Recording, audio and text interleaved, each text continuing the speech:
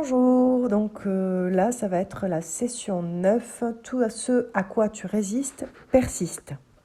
C'est-à-dire tout ce qu'on rejette dans la vie, tout ce qu'on déteste, tout ce qu'on a rejeté parce qu'on l'a trop vécu dans l'enfance ou à l'âge adulte, bon, tout ce qu'on rejette parce qu'on a trop vécu, et bien finalement euh, cette, cette violence dans la réaction de rejet, ça va faire en sorte que ce truc-là revienne à nous systématiquement. Et finalement, on s'en débarrasse jamais, quoi. Ça va persister.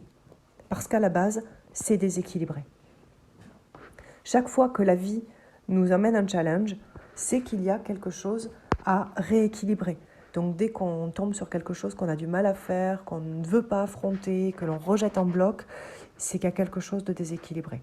Et la vie nous informe qu'on a quelque chose à rééquilibrer pour passer au niveau supérieur. C'est là que ton niveau émotionnel devient un indicateur. Voilà. Tu vas commencer à ne plus en pouvoir, à peut-être entrer en dépression, pourquoi pas un burn-out. Ça, c'est une indication qu'il est grand temps de changer le déséquilibre et de rééquilibrer. Tout ce que l'on vit part d'un déséquilibre pour aller vers quelque chose de plus équilibré. C'est toujours comme ça. Par exemple, pourquoi je me mets en colère pour telle ou telle chose? Quelle est l'information que ça me renvoie? Un autre exemple, le truc qui nous énerve le plus chez l'autre est à rééquilibrer chez nous. Tout ce qui nous énerve chez les autres, on l'a en soi. Et souvent, eh bien, on l'a complètement rejeté parce que pour plusieurs raisons différentes. Et le fait de l'avoir complètement rejeté nous a déséquilibrés. Donc ce truc-là qui nous énerve chez l'autre, il va falloir le réintégrer chez nous de façon équilibrée.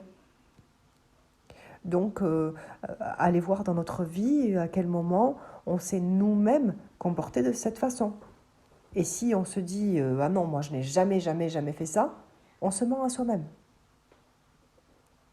C'est tout ce qui nous énerve chez les autres, on l'a déjà fait.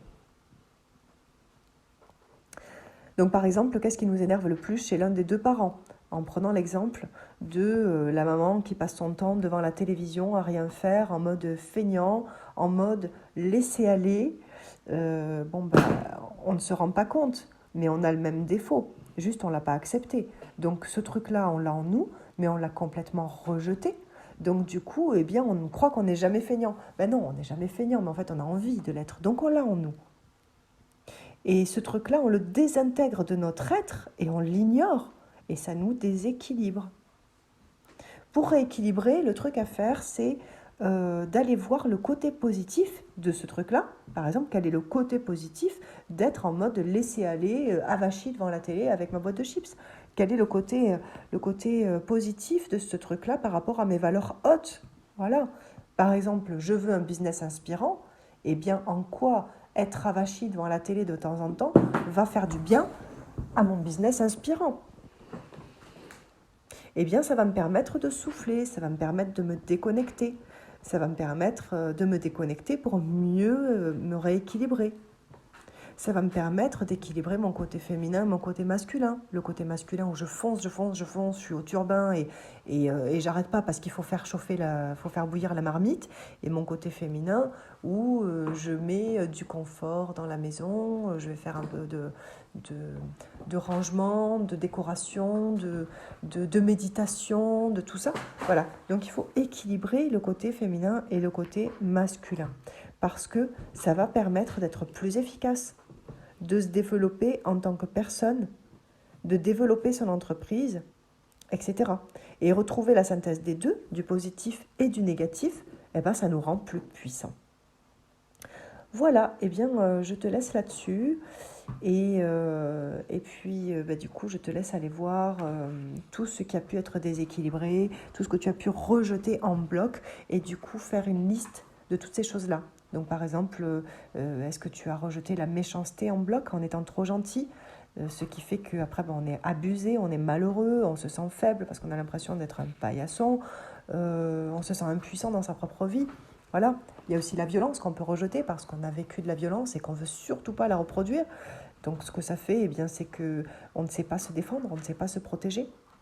On se laisse marcher sur les pieds.